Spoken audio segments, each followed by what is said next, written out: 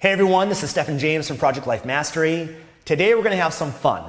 I'm going to share with you 21 crazy, insane, and extreme actions that I took to become successful. Some of what I share with you in this video might shock you. Some of it I'm embarrassed to share with you. Some of it I have some fondness of and look back and like, wow, I can't believe that I did that. And I'm proud of myself for it, because all of this ultimately has helped me develop into who I am today and helped me create the life that I have. And I thought it'd be fun and interesting for you to hear specifics of moments in my life, actions and things that I did to become successful and to develop myself. And I'm not here to say that all of this is necessary for you to do. This is not a prescription for you to become successful. I think everyone has their own journey. And so I don't want to paint a picture that you have to go to this extreme of what I did to become successful in your life. But I do want to show you what successful people do, what they go through, and you might not be aware of it. I think there's no secret. We all know that people that are successful, they work hard. They work definitely a lot harder than the average person. They make sacrifices in their life to become successful, and they embrace a lot of challenges and difficulties and all of that. But I thought by sharing with you specifics, it would kind of shock you and maybe show you a different reality. And maybe by watching this, you might decide, you know what, Stefan, success is not for me. I'm not willing to go through that. I'm not willing to do that. Others, you might look at how you're showing up in your life and realize, you know what, I'm not going for it enough. I'm not playing full out. I'm not pushing and stretching myself and stepping outside my comfort zone to grow.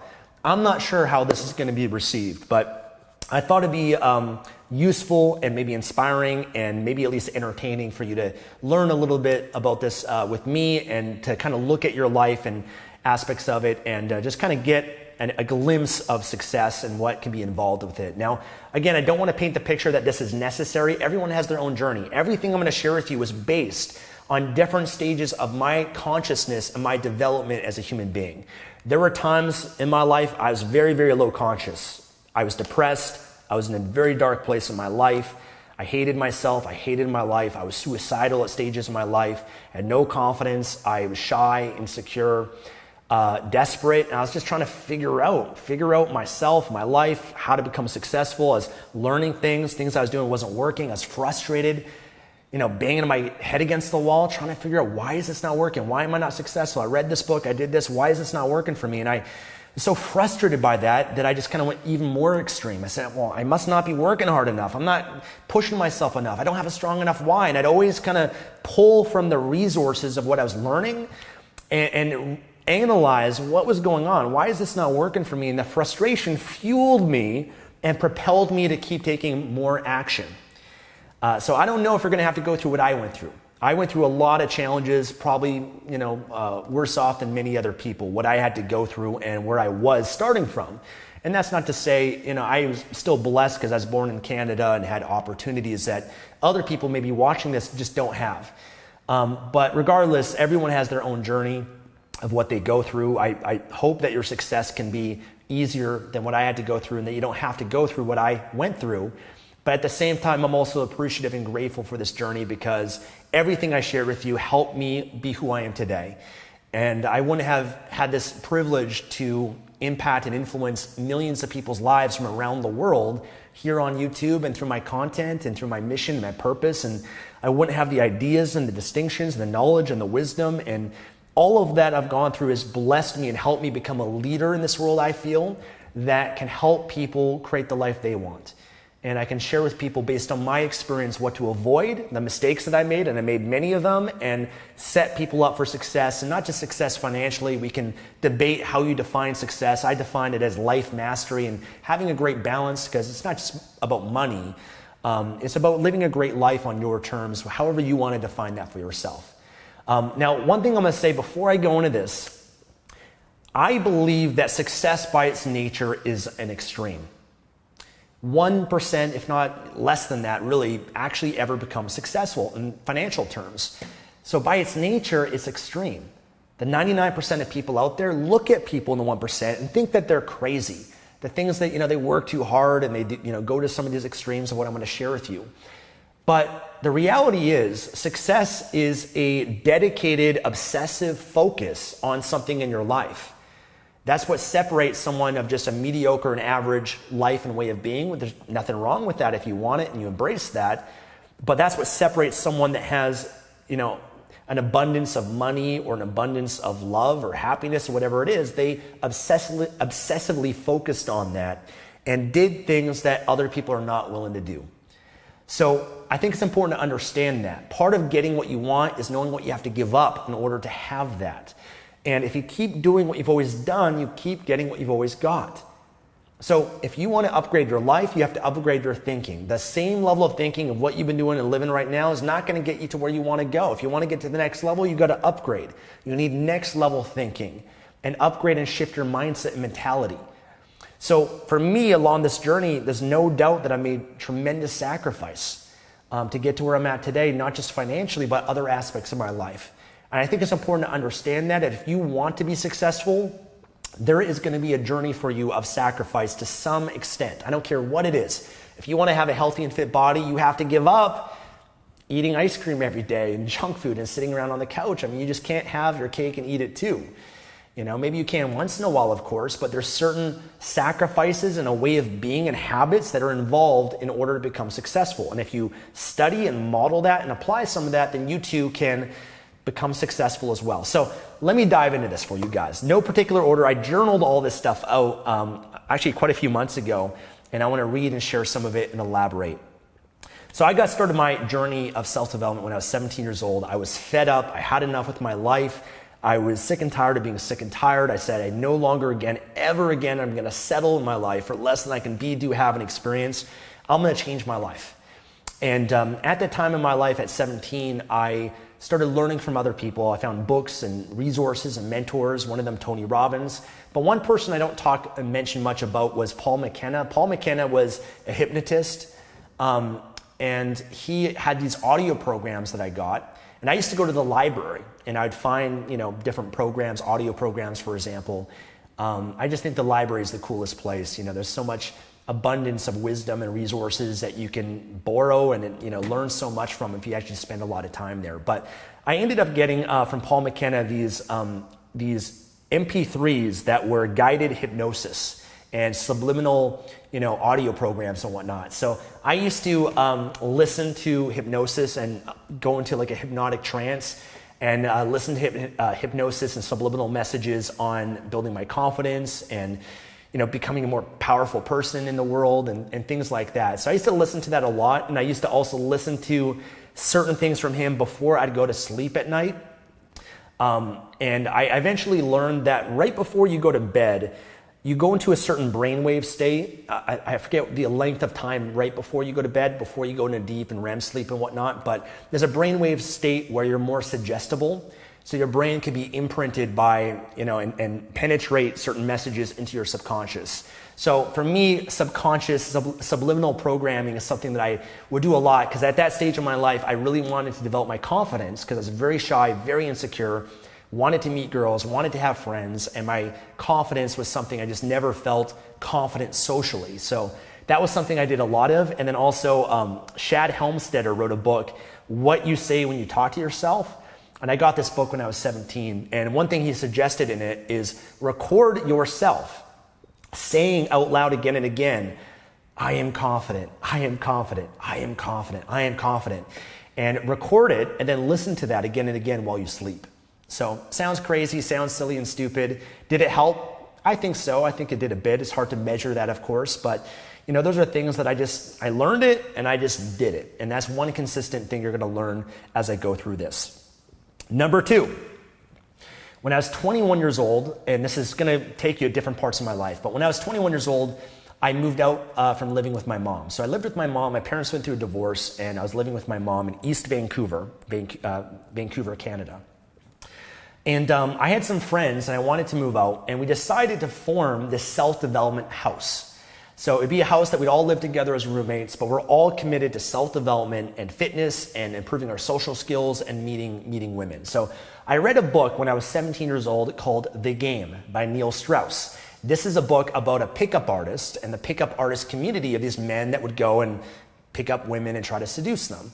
So at that stage of my life, I read this book. I was really kind of into that and learning about that I could actually meet women and attract them, because I used to always joke, There could be a woman right here next to me smiling and waving at me, and I'd be too shy and terrified to even say anything to her. That's how shy I was. So I was really working on this aspect of my life. And in this book, Neil Strauss and a variety of others lived in this house in Hollywood, California called Project Hollywood. So I was inspired by that, and me and a few friends, we started Project Vancouver.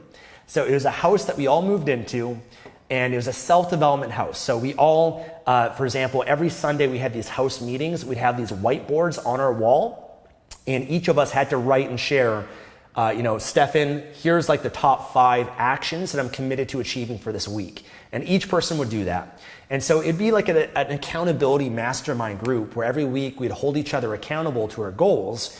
And then if you didn't achieve a goal that you set for yourself that week, then you'd have to pay $20 to the house. The house would then accumulate money, and we'd use that house to bring in a speaker, a trainer, some sort of invest it in some form of self-development that we could all benefit from in the house.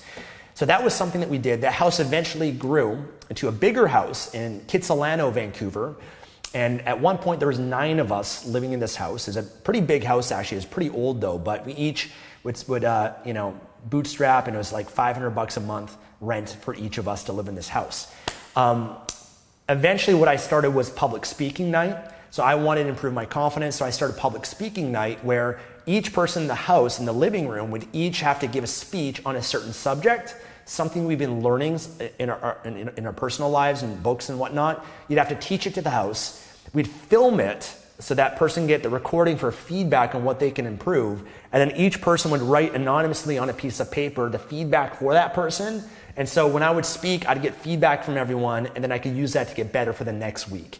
So that was the way that I started public speaking. That's helped me become the speaker that I am today. And I started a career as a speaker, also later when I was 21 as well.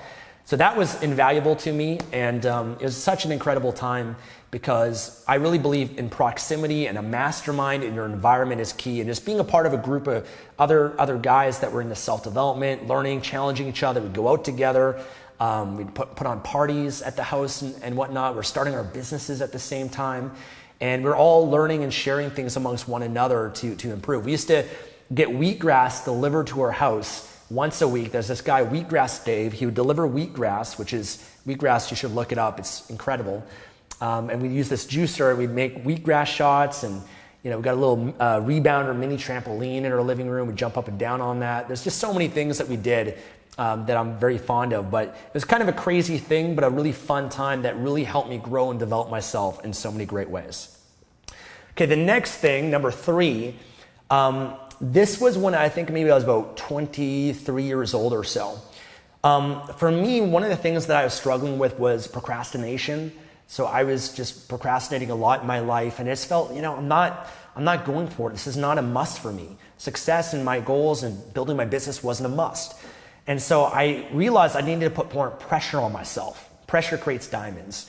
And so what I did, and I heard this story from someone, from Tony Robbins, I think, I needed to put myself in a situation where my back's against the wall. Like I burned the boat, so I got to take the island, right? So what I did was I wanted to live and move into an apartment downtown Vancouver. I always lived in the suburbs, downtown Vancouver, always wanted to live there. That's the place to be, especially when you're young in your 20s. And the problem is Vancouver is one of the most expensive cities in the world. I was only making, I think, about $1,500 a month. And the rent was about $1,100 a month or something like that. And so I said to myself, you know what? If I just go for it, I don't know the how. I have no idea how I'm going to pay for this. In fact, I had maybe about 2 or 3 months saved in savings that I could use to pay for my rent. And I kind of calculated, I got to budget this, and I can only get this much food and whatever it is. I figured that out, but I didn't know how I was going to pay. I knew how I was going to pay for the first 2 months or 3 months. I had no idea how I was going to pay after that. But I said to myself, if I sign a 12-month lease, now I'm locked in. I can't back out. I can't, I burned the boat. There's no back door. There's no plan B. I can't get out of this. There's no choice and option for me but to figure out how to make enough money to pay for this. So I wanted to put myself on the line to become resourceful, to become committed, to tap into my creativity. If I needed to stay up all night working, I was willing to do that. Just like, in school, if you have a test or a project that's due, and you didn't get it done, you're going to work and stay up all night if you have to be able to submit the project, because the consequence is you don't want to get a bad grade on the project.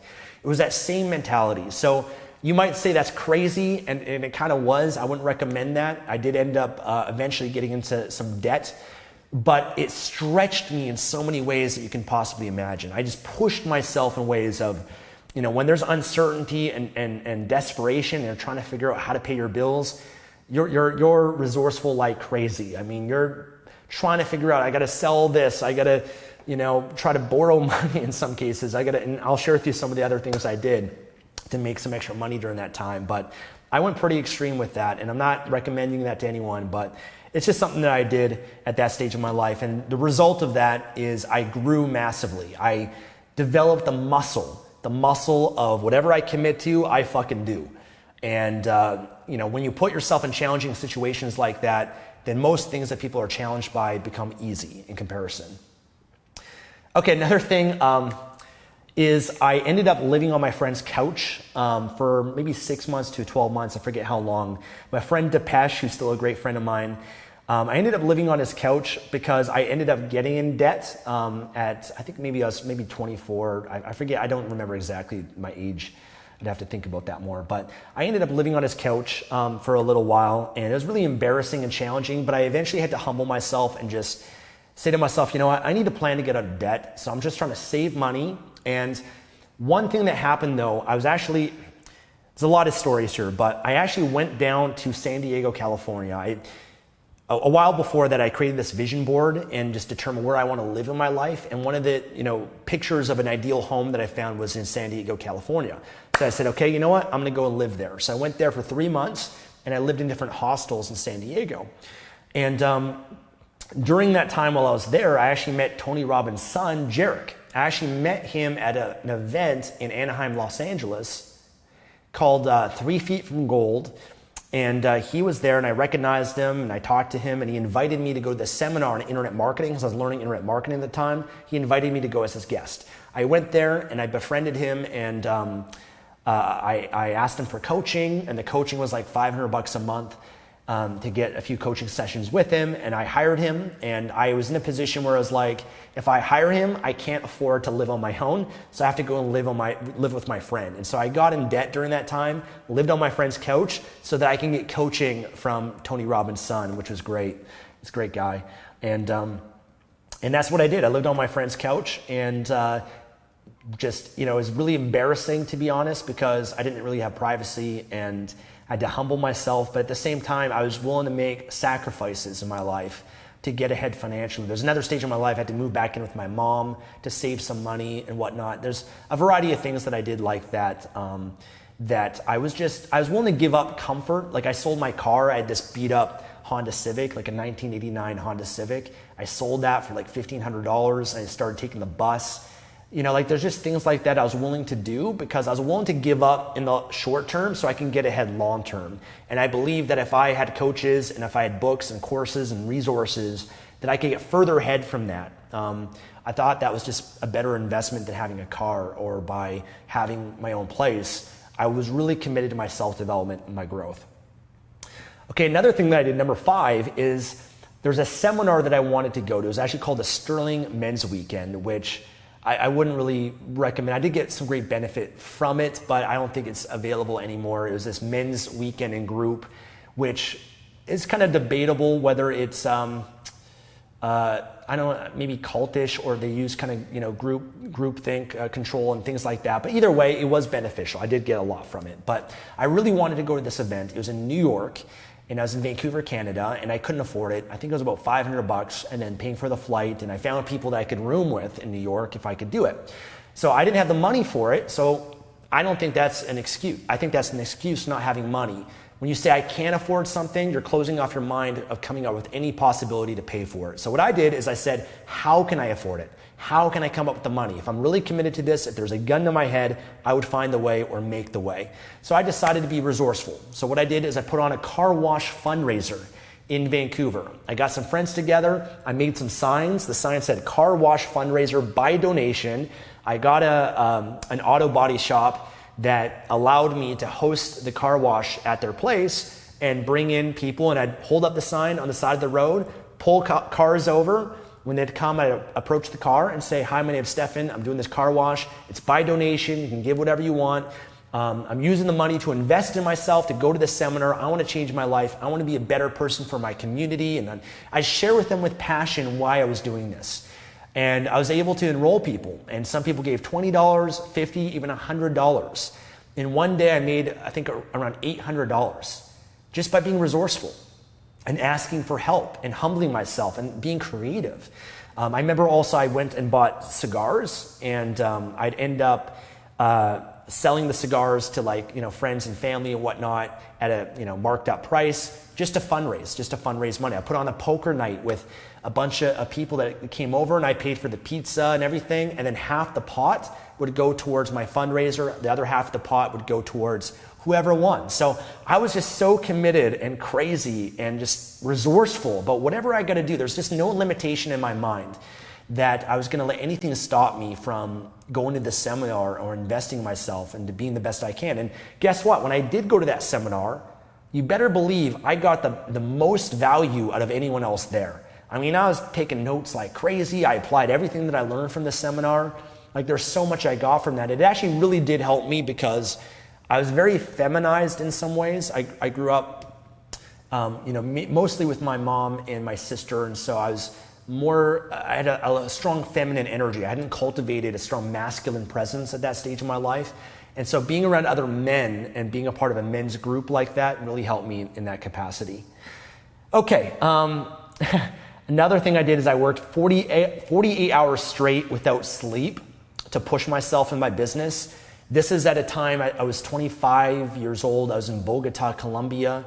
My business crashed, my internet marketing business, and I was trying to figure out how to make money, and I was so desperate at that stage. I was just trying to figure out, you know what, when I come back to Vancouver, I'm gonna be better. I remember I wrote on a piece of paper, put it on my wall. I was staying in this hotel, and I wrote on the wall, I'm gonna go back better. That was my whole goal. I'm just gonna go back better than I was before I left. A better person, more successful, better position. So I was so committed. I went to, in Bogota or Colombia, they don't have 7-Eleven. It's a different type of place like that. But I went and I'd buy these slices of bread. I'd buy mustard, and I'd buy like ham or turkey. And I didn't have a fridge either in my hotel room, but that's all I'd eat all day. So I didn't leave. I just, I didn't even shower or anything, but I worked like a madman for about a week or two. But one of the days I stayed up 48 hours straight without any sleep, didn't even use any caffeine or anything like that. I just went to an extreme, and I got so immersed in what I was doing, what I was working on, and I just pushed myself like crazy. Now, that's not necessary. It's not healthy by any means. I've never done that since. I don't need to do that. But one thing that's interesting about this, guys, is doing it just for the challenge of it. There's people that climb Mount Everest just for the challenge of it. It's not healthy, but they do it to stretch themselves, to see what they're capable of. And by doing something that's difficult, everything else in your life becomes easy. I have a cousin, he did a 24-hour bike ride, 24 hours straight. Why would you do that? For the challenge of it. He wanted to have a goal and do something to push himself, because he knew on the other side of that, he'd be a better version of himself. And so when I look back at that, I think everybody should push themselves a lot more in their life. Maybe, I'm not saying you should do that all the time. I'm not saying you should live your life that way. Obviously sleep is important, and, I don't endorse that, but once in a while, maybe once in your life, to push yourself and have a challenge like that for yourself to grow in your life, that's going to translate to other aspects of your life. And you're going to develop muscle and habits that you didn't have before, and that's going to translate and contribute to success in your life. So that was something that I did, and it was pretty extreme and crazy, but I just stepped up, man. I stepped up, and I was just super committed. I don't even know how I did it without falling asleep, but I just had this energy. Sometimes, you just have this energy about yourself, and you want something so bad that sleep didn't matter to me. It was just so insignificant. Okay, another thing that I did, on that note actually too, is I actually tried sleeping 4 hours a night. I read about this method of, one, I read about a lot of successful people don't sleep much, Tony Robbins and a variety of others that only sleep like 4 hours a night. So I was like, okay, well, if I sleep less, like 4 hours, well, I get an extra 4 hours in the day of productivity and efficiency. And I could put that towards imagine the compounding of that over months or years, an extra 4 hours a day. That's going to give you like an extra, several weeks or maybe months within a span of a few years of your life that most people aren't getting. And my belief was you can sleep when you're dead.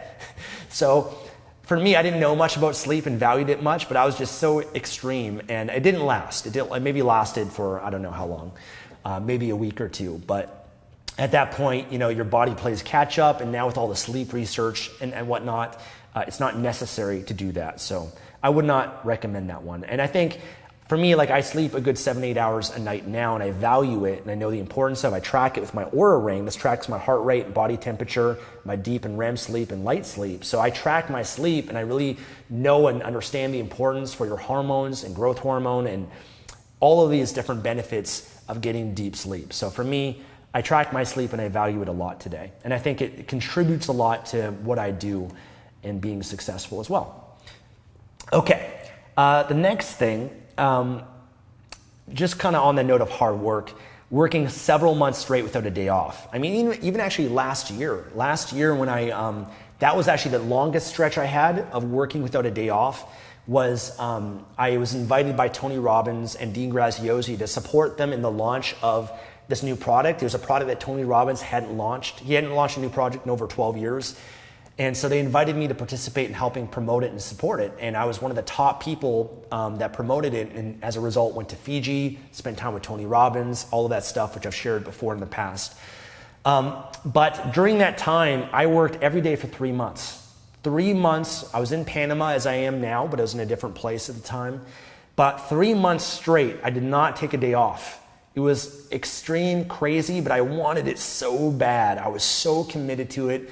I didn't need the money. It wasn't for money or success. I was already successful at that stage of my life, but sometimes you find a different reason and purpose that you're excited behind something that you really, go all in with. And that's what I did. So for me, I just went all in 3 months straight, no days off, got massively burnt out, took a long break and vacation in Argentina, and I went to Iguazu Falls and Buenos Aires and Santiago, Chile, and just traveling around South America and whatnot. So for me, that was a pretty extreme time. Not healthy. I don't think you have to do that. But hey, at times you might have to work every day. There's still times where I do work every day if there's a big project or launch. I have more freedom and flexibility now, and I don't need to, but sometimes you do. And especially there's been many times along my journey where I worked 7 days a week. I worked 14, 15, 16-hour days. I mean, Thomas Edison was known for the 18-hour workday. Maybe I'll share that with you guys later or in another video about that. But, I just realized I was lazy in my life at different stages, and I needed to cultivate the habit of working hard and doing things when I didn't feel like it. As many times I didn't feel like doing it, but I had to train myself. If I don't feel like it, I've got to do it. I lived by this philosophy that Tony Robbins taught that he learned from Jim Rohn, which is that if you can't, then you must. If you say you can't do something, but by doing it, you're going to be better off for it. You're going to be more confident, a better leader, a better worker, a better human being, then you owe it to yourself to do it. You're cheating yourself if you don't do it. So for me, if something was uncomfortable or difficult, that was like, great, that's my opportunity of growth right there. Time to step up, time to do it, time to stretch myself. And as a result, I'm going to grow from that. Okay, the next one, and I've lost count, but the next one is I've invested hundreds of thousands of dollars at this point into myself, hundreds of thousands of dollars into books, seminars, courses, training programs, mentors, coaches, consultants, technology, bioteching gear, body healers, energy workers, opening up my chakras, you name it. I'll invest in anything if I believe it can make my life better. Because for me, the cost of not knowing and not benefiting from something, imagine the things that I've learned and invested in that's helped me with my life today. If I didn't know these things, that cost is so significant to me, that's so painful that There's just no, like, I want every advantage of life that I can get. I want to learn and grow, and I discover things through investing and learning from other people that have made so many incredible differences in my life. I mean, I've invested hundreds of thousands of dollars. I don't even know the exact number. I mean, I've had seminars I've paid to go to for $10,000. I mean, even Tony Robbins' Business Mastery seminar is $10,000. I've been to his Unleash the Power Within event 7 times. And I've been to Business Mastery twice and Date with Destiny twice. And, I've hired consultants and coaches for $15,000. I hired one coach, $15,000, just to help me with this one block that I had that's preventing me from growing in my business, to help me hire a manager in my business. I had so much fear. I was afraid of giving up control. I hired someone before, it didn't work out. I had a lot of pain with that. So I hired someone to teach me how to do it and guide me and coach me through the process to set up a structure of my business, because I could have maybe figured it out on my own eventually, but I just needed to fast track that, to hire someone to help me overcome that. I've just been pretty extreme with that. And that's why I preach and share the value of information and learning and applying what you learn. That's the secret to my success, guys. All I've done, and the consistent thing you're going to learn, is I invested in myself and learned from others, and I just did it. I didn't question it. I didn't doubt it. I wasn't skeptical. I can't even relate to that. I just approached every experience with newness and excitement and belief and optimism and excitement. And yes, I did get burned at times. And yes, things didn't work out the way I expected, and it was painful. But I never once blamed that. I just said, okay, that didn't work. Let's move on to the next. I never want, like a lot of people today, they invest in something, they try something. Oh, it didn't work. And they complain and they whine about it. And it's so painful for them that it's a failure. And it means I'm not good enough. And it means that they're scamming. They don't care about me. And all these things. People are fake and phony. They're not really successful. They're not really that happy. And they create all these stories as a way to protect themselves, to protect the ego, really, but to protect themselves, because they don't want to experience that pain again, so they give up and they never try. And they're letting the past dictate their future. And they just keep bringing their past baggage again in the future, again and again, and they give up and they never try, and they settle in their life for a life of quiet desperation, a life of not much, mediocrity. And for me, I just, whenever something didn't work, what can I learn from it? How can I utilize it? What's good about this? What can I, sometimes I invested things, I already knew it. Great, that's just a refresher. I get to reinforce what I already know. Maybe this will help me actually apply what it is that I've learned again and again, but the investment in this makes me actually do it in my life. Or sometimes, things didn't work out, but that was okay. It didn't bother me. I just kept going, and as a result of that, I started finding things and came across things that did change my life. It wasn't everything, but as Wayne Gretzky says, you miss 100% of the shots that you don't take. Not every shot goes in. Michael Jordan, the greatest basketball player of all time, missed a lot. He missed, he lost games. Part of winning a game is risking the potential loss. But a lot of people, they're afraid to even get on the court. They're sitting on the stands watching other people play the game where it's safe and comfortable, but they never get the rewards that someone does by actually taking that risk and being on the court and playing in their life. They're playing small instead of stepping up and growing in their life. So for me, I just refused to settle. And I was willing to keep investing in myself, and I still do. I invest in everything that I can that can make my life better. I don't care what it is. I've invested, I can't even tell you how much, in supplements. I don't know if all the supplements have benefited my life. I do work with naturopathic doctors. I do get a lot of testing done to measure things and see and take supplements based on that. And some that I do know and that absolutely benefit me. But if there's a supplement that can help me, I'm not afraid to buy it and try it if it can help me, because the cost of not trying is much worse than maybe it doesn't work and I just lost some money. Like for me, that's not that big of a deal. But if it does work and it does change my life, amazing. My life will be better off for it. And I always viewed, if everything could just improve my life a little bit, like 0.001%, this, and this, that adds up over a period of time. And that can make a significant impact and difference in the quality of your life. So I was just always investing myself, still do. That's why I preach it to you guys. That's why I even do what I do, by the way, and create and share content. I wouldn't be able to share all that I've learned if I hadn't gone through what I've gone through. That's where all my knowledge and wisdom and experiences come from that makes me effective in helping other people. And that's why, by the way, I went into this industry, because it changed my life so much, other people, that when I was thinking, what do I want to do with my life? I want to do what's made an impact in my life, and I want to be that light for someone else. I want to inspire and help someone else with their life. And I started creating courses, because courses I value so much, because what they've done for my life, that I know that information can change lives in so many incredible ways. So that's another pretty crazy thing people have done. And the return in that, guys, millions of dollars that I've made financially, but I don't even care just about financial wealth, because there's a lot of things that are not measurable, which is your happiness, happier than I've ever been before in my life, the peace of mind that I have, the spiritual connection with God, my relationship and attracting the woman of my dreams and having an incredible relationship, and my health and my vitality, all of that, you can't put a price on. It's worth more than money. And I would have paid way more money than what I paid to get everything that I've gotten from it. So that was my mentality, and something that I did. Another crazy thing that I did with developing my speaking skills is I would study great speakers and I'd transcribe their speeches. And so I'd pay to get it transcribed, or I'd write down word for word what their speech was, like a Martin Luther King, maybe a Tony Robbins, Jim Rohn.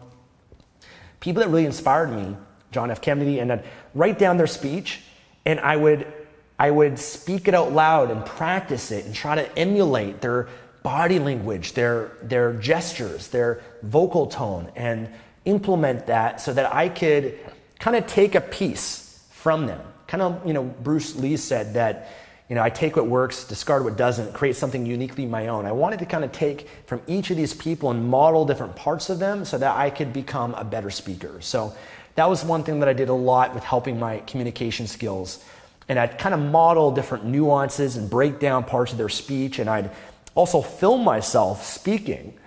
And I did this before I had a YouTube channel. I'd film myself and I'd watch and analyze. Okay, I said, okay, I got to improve that. That's a weird mannerism that I had. I didn't even know. Okay, I got to work on that, be more conscious of that when I do speak and I do communicate. Or I'm talking too fast, or I'm talking too slow, or, I could emphasize something a little bit more.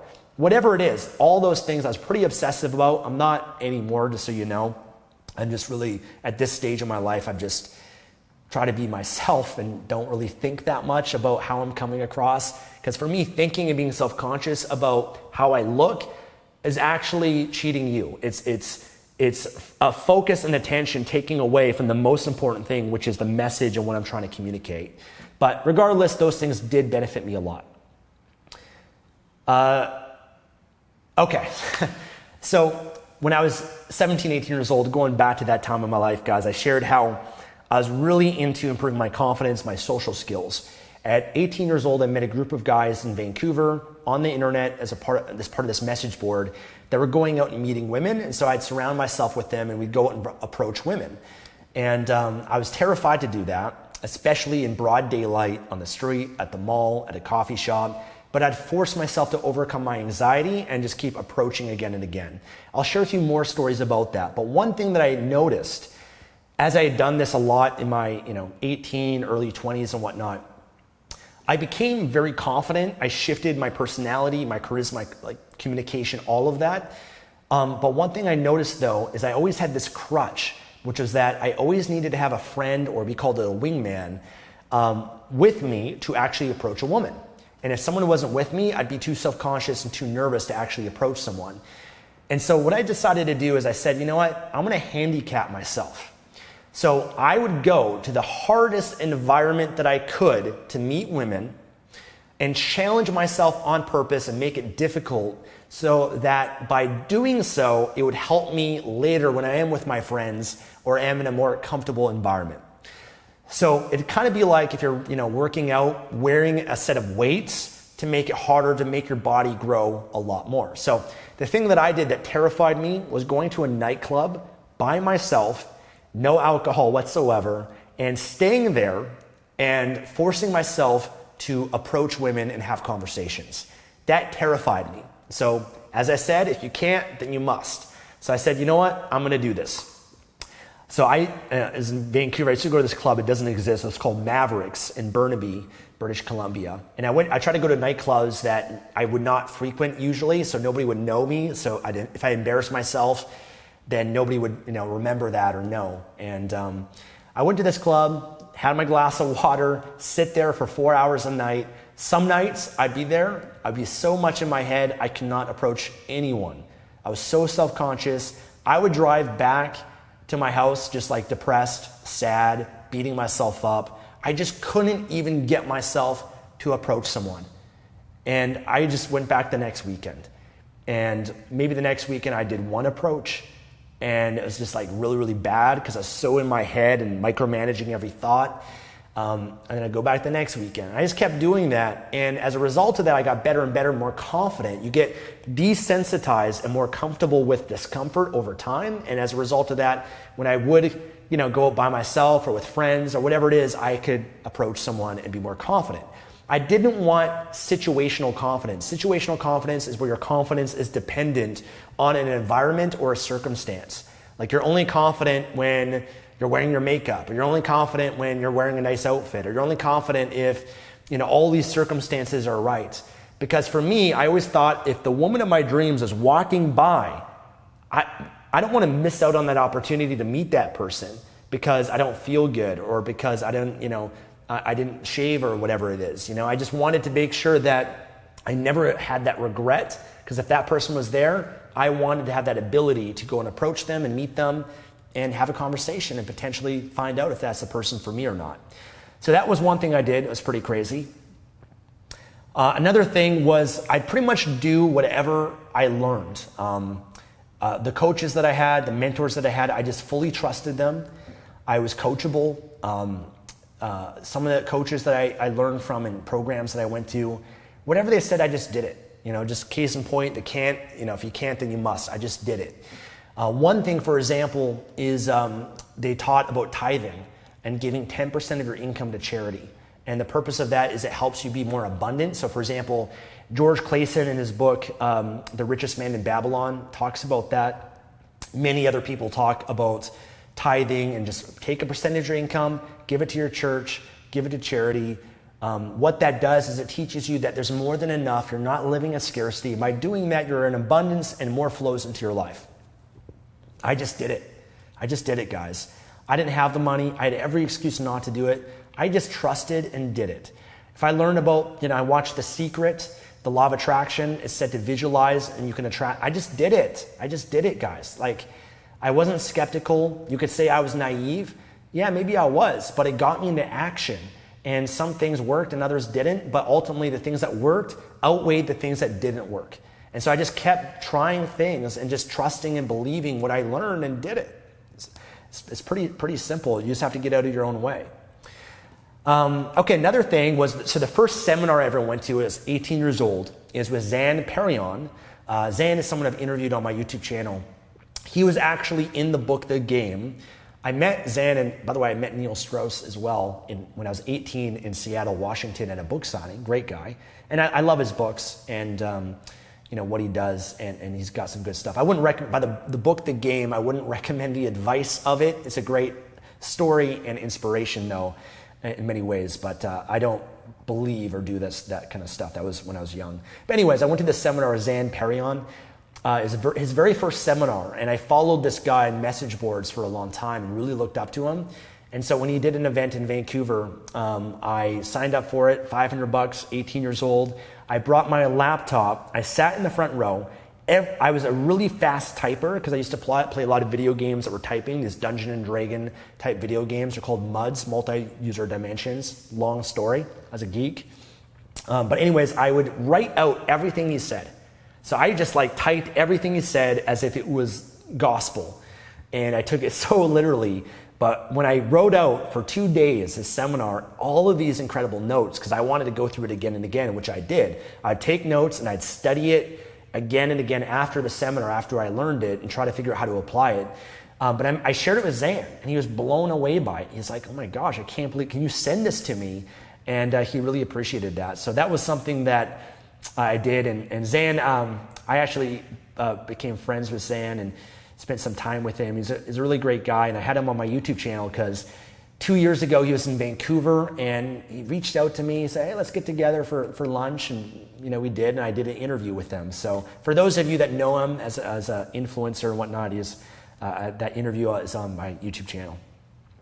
Okay, another thing, so when I was 21, my first business was called Lifestyle Transformations. This was a dating coaching business for men because I made a transformation in my life and I wanted to help other men overcome their fear of approaching women, improve their confidence as well. I used to do these free seminars in Vancouver. We'd advertise them on Craigslist and meetup.com. They're called the Dating Mastery Seminars. We did them every 2 weeks. And there's free, and then I'd sell people on a 3-day boot camp where they actually take men out into nightclubs, bars, the mall, and actually help them approach women.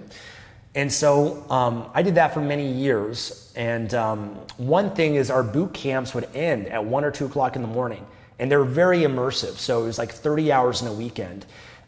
Saturday, for example, would be like from morning to like 1 or 2 o'clock at night. So they're pretty intense. For me though, because I wanted to push myself beyond and I didn't want to do just what everyone else was doing. If I was tired, I would try to go beyond that. That was an opportunity for me to grow. So it'd be 1 or 2 o'clock in the morning. We have the next session the next day.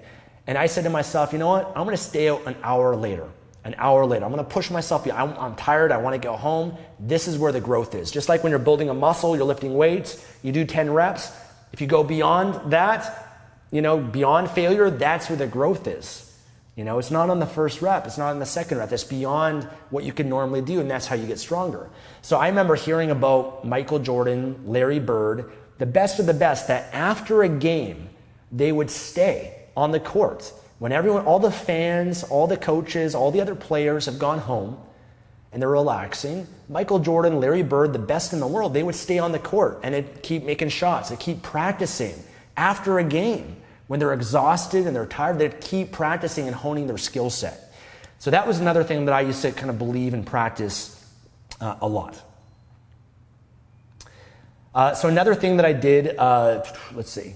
So when I was also 18 years old, the biggest thing when I was trying to improve my confidence is I just wanted to overcome my fear of approaching a woman. That was just a big sticking point for me. And I know it's kind of embarrassing sharing this stuff with you, but that was just the stage of life I was in. I was young and all of that. But at that stage of my life, that was the biggest fear. I didn't care about really even meeting a woman and getting a phone number or a date.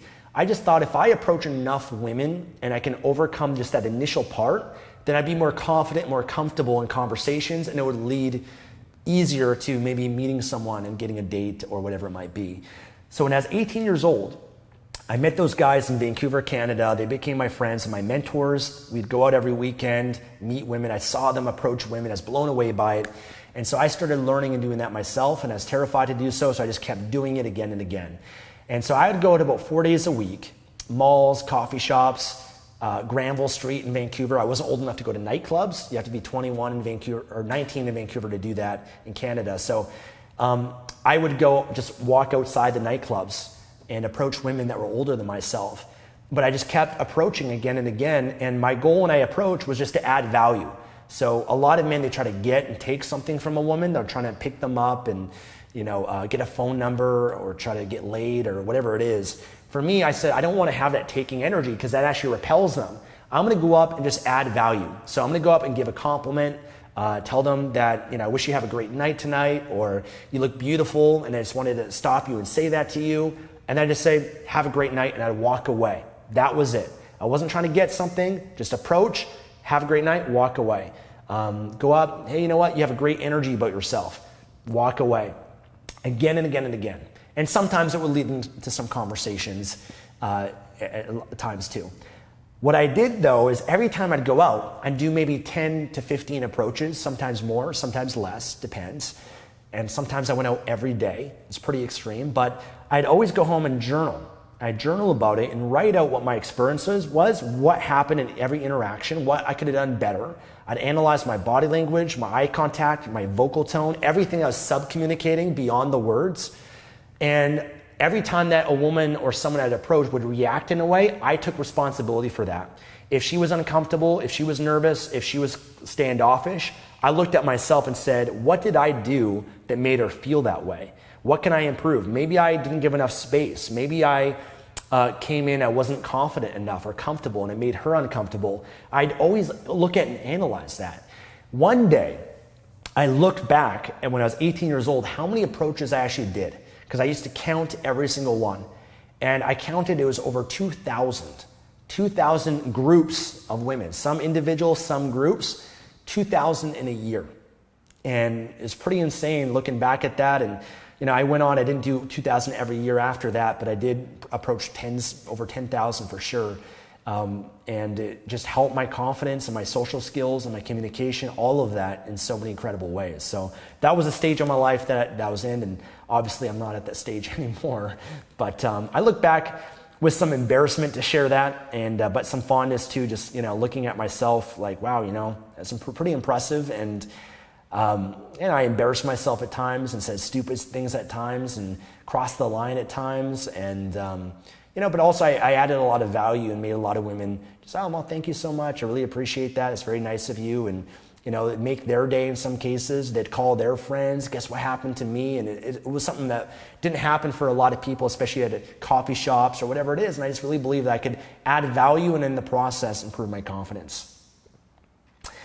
Okay, adding on to that, so when I was 18 years old, one of the jobs I had is I worked for my dad. We had a family business, construction manufacturing business, where we made limestone fireplaces. So we make the mantle and surrounds for houses. And part of my job at times is I had to go to Home Depot to get supplies. And so I'd go to Home Depot and I'd play this little challenge with myself where I can't leave Home Depot until I said hi to 3 people. So I was reading this book called How to Talk to Anyone. I forget what the author's name is, but I just every day wanted to stretch myself. If I had the opportunity to talk to someone and push myself, I was gonna do it. So I'd walk through the aisles of Home Depot and just find someone to say hi to. And sometimes it would take a while because I was just too nervous and too much anxiety and hesitation building up. But that was one thing that I did. I just would push myself as much as I could. Another thing is I'd have to drive to work to that job. So I was driving about 30 minutes a day commuting, and I turned my car into a university on wheels, is what I learned from Brian Tracy. So I'd listen to audio programs while I was driving my car. And while I was driving, I'd also do my affirmations. So I lived with my mom. I didn't have a safe environment for me to say affirmations out loud. So I do it when I was driving the car. So I'd drive my car to work and I'd be yelling in my car, I am confident, I am confident, I am unstoppable, I am unstoppable. I am whatever it is that I want to become. Because whatever you attach the words I am to is what you become. So I kept saying again and again and again to condition myself. And then what I also did too at times was I had these CDs, this program called Set Your Voice Free by Roger Love. Roger Love is the biggest vocal coach in the world. He's actually my vocal coach. Because years later, I think about 3 years ago, I met Roger Love and hired him, and now we're friends. I've done interviews with him on my YouTube channel. But when I was 18 years old, I would listen to this and I would do these vocal exercises again and again in my car. Because at that stage of my life, I had a lisp and I used to mumble a lot. I was a really, really bad speaker and I was very self-conscious to speak. And one challenge that I also had too, once I started going to nightclubs, is I really struggled projecting my voice. And this is actually another one that I'll share. I struggled projecting my voice, and the music was always very loud. It was a very challenging environment. And when you're talking to women or even men or anyone in the nightclub, one thing I hated is I always had to lean in. And when you're leaning in, the idea that I was learning at that time is like you're supplicating to that person. You're communicating lower status that you have to lean in for them. And an alpha male, right? These are the things I was learning. An alpha male is centered and doesn't need to lean in. Other people are leaning in as that person speaks. So I didn't want to be the one leaning in. I wanted them to lean into me. So I had to work on my voice and my voice projection. So my friend Cheyenne and I, one of my best friends, we found a vocal coach and took classes with them and did speech pathology classes just to improve our ability to project our voice without straining it. So she had this device, this the speech pathologist that would measure the volume of your voice. And so we would measure it and practice these breathing exercises, speaking from our diaphragm, not from our chest, creating resonance in the voice, and just practice speaking and projecting that. And that helped us when we go to nightclubs and whatnot to be able to command attention and speak really, really loud. I have a very powerful voice now. If I project my voice, I can project it very loud without actually having much strain to do it. So I've developed this ability to modulate my voice. As a result of that is I can speak very quiet and softly, and I also have this range where I can go up, which is something that I learned back in the day. Okay, another thing that I did, we're almost at the stretch here, guys. Hopefully you guys are enjoying this, or it's at least interesting for you. So another thing that I did was in 2011, 2012, I wanted to change my body, and I was really committed to it, and I just was struggling really getting the motivation and sticking with a program long enough. And so I had this life coach that I was working with, and he said, Stefan, you got to do a fitness competition. And I said, a fitness competition? I can't do that. I'm skinny. I don't have enough muscle. I'm not going to win that. And he said, forget about the result. Just do it for the process of who you become. Because when you have an event like that you're committed to, it doesn't matter what you look like on the day. Whatever you look like on the day, doesn't matter how you compare yourself to everyone else, how you place. You've already won once you're there because you're going to be at the best shape of your life. So yes, other guys have been doing this for years, maybe they're on drugs, and they're going to be bigger than you, more fit. That's okay. Don't compare yourself. It doesn't matter. You're not doing it to impress anybody. You're doing it to be the best that you can be. So I decided to do it. I committed to the WBFF in 2012. I hired a coach to help me with my nutrition and had this workout program. And I was motivated like crazy. I went to an extreme workout twice a day, following and tracking every calorie in a spreadsheet, my macros, all of that stuff, and I transformed my body. I probably overtrained and went too extreme because I lost a lot of muscle as well. But it was a powerful process and journey of what I became, the confidence I got from that, and just the ability to do something and commit to doing something I was afraid to do. So I just took on that mentality. If I can't, then I must, and I just did it. Now, 2 years later, I did another fitness competition because the first one I wasn't the healthiest. I was using a lot of casein and whey protein, which I found, was really bad for you. And I had, certain things that just wasn't as healthy. So I did it more plant-based the second time in a more healthful way. But it was just a really great accomplishment in my life to push myself in that way and to develop myself in that way. Okay, another thing, I'll share with you guys two more. So another thing that I did was, I remember at one point, me and my friend Cheyenne, we were in Toronto at Eaton Centre, which is a big mall there. And we must have been maybe 18, 19 years old or something like that. But we're in Toronto and we're at the mall, and we would challenge each other to push ourselves, to approach women. And so we used to actually write down before we would go out, what are the outcomes and the goals that you want to, like what are the little milestones and challenges for yourself?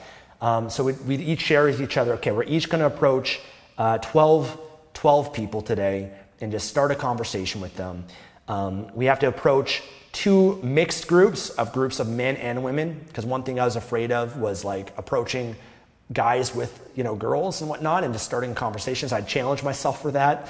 And we would kind of break all this down, but to create pressure on each other and to make each other accountable, one thing that we did, we'd go to an ATM machine, we'd withdraw $500, give it to the other person and say, listen, if I don't do this by the time the mall closes, you got to keep this money.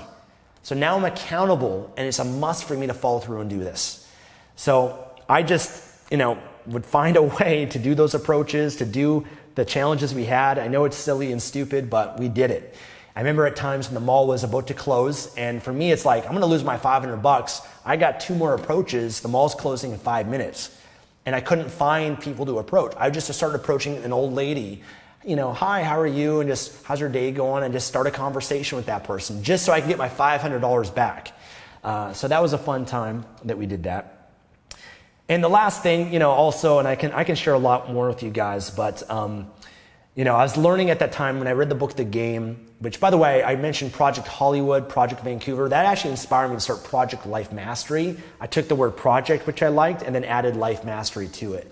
It's the story behind that. But I was learning about the way at that time of how you'd meet women is you would develop these routines and you'd have these openers, right? This is how you'd start a conversation. One of the ways to start a conversation with a woman is asking for her opinion.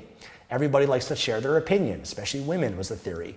And so I would memorize this one opener, which was just asking a woman, hey, let me get your opinion. Who lies more, men or women? And so it'd be this conversation starter, and there's a few others that I used to use. And so I did this when I was 18, 19 years old, and we just go around asking women and asking people, hey, what's your opinion? Who lies more, men or women?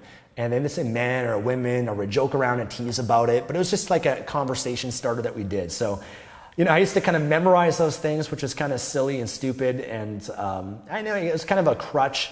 And then eventually I realized you don't even need to do any of that. It's just who you are and your presence and your confidence that matters. It's not what you say, it's how you say it. And you can just walk up to someone and, if you're confident and comfortable with yourself, they're going to respond in a positive way if you project the right energy. So 21 things, guys, that's it. Pretty insane. Some of the things, like I said, are pretty extreme. But I think the common theme that you're going to notice is that I've just been committed in my life to self-development. I've been committed to stretching myself. If something was difficult or challenging, I would do it. I'd be willing to. If it can make me better, if it was not detrimental to others, I would do it. And as a result of that, you see the person that I am today. I've grown tremendously. I developed a lot of confidence. I can deal with adversity. A lot of things that bother other people don't bother me. I'm not affected by criticism really or rejection. I've been rejected a lot, as you can imagine, during this time. But you become desensitized towards that and you just become more free in your life. And it's translated, back when I was like into the dating stuff when I was 18, 19, 20, that translated to me having success in business and money, and then translated to my body and fitness, other aspects of my life. It's enriched and enhanced all of that because I have those muscles. There's always muscle memory with other parts of yourself of what you've done before. Now, I'm not that extreme to that extent today in my life because I don't need to. I'm more content and satisfied with myself and comfortable in my life. And at that time, there's moments of desperation and all of that involved and wrapped up in the things that I was doing. But I'm grateful with the result. And the result is not what you get, but it's who you become. And I'm incredibly proud of who I've become because I've learned from every experience in my life, every mistake, all the good and the bad. And the mindset that I've taken on has really enriched my life in many different ways. So maybe you can take some of that today. And there's some lessons and some value here in what you can do to maybe apply to yourself to step up in your life if you'd like.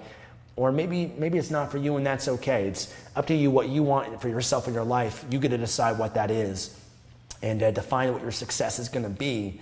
But understand that there's a price to pay to get what you want and push yourself. If something's scary to do, do it. Push yourself, challenge yourself. That's where the rewards are in your life. The best version of yourself is just right outside your fear. On the other side of the fear is the person that you want to be. So I invite you, I challenge you. I've been very transparent with you here today, so hopefully I can inspire you in some way and help you in some way, shape, or form, if not entertain you, I guess, on what I've gone through in my life. Thank you so much. If you enjoyed this, subscribe, give a thumbs up. I'll see you again soon. God bless.